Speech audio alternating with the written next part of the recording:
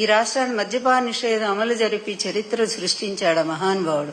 తర్వాత నందమూరి తారక రామారావు గారు మద్యపాన నిషేధం అమలు జరిపి ఆయన కూడా మహిళలకి ఎంతో మేలు చేసిన వ్యక్తి అయ్యారు.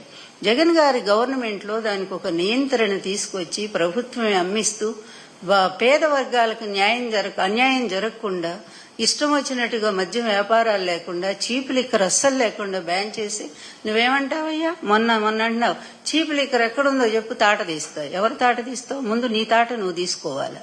ఎందుకంటే ఇష్టం వచ్చిన డోర్ డెలివరీ ఇళ్లలో కూడా చీప్ లిక్కర్ పెట్టి అమ్మేటువంటి పరిస్థితి వచ్చింది.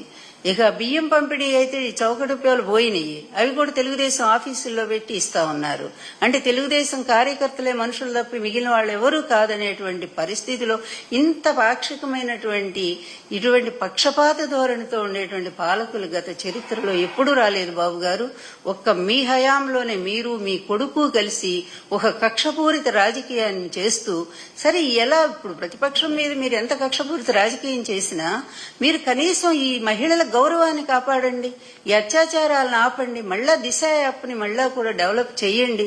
దయచేసి మహిళల్ని కాపాడండి. ముందు ఆ పిల్ల ఏం చేసిందండి లక్ష్మి, తనకు జరిగిన అన్యాయాన్ని ధైర్యంగా చెప్పుకుందా? నేనా వెంటనే అప్పటికప్పుడు రాజస్థాన్ నుంచి పోలీసులు ఎట్టొస్తారండి, ఆ కేసు ఎప్పుడుదో అతని వల్లే జరిగిందని కూడా అంటున్నారు. అసలు మంచి చెడు లేదా?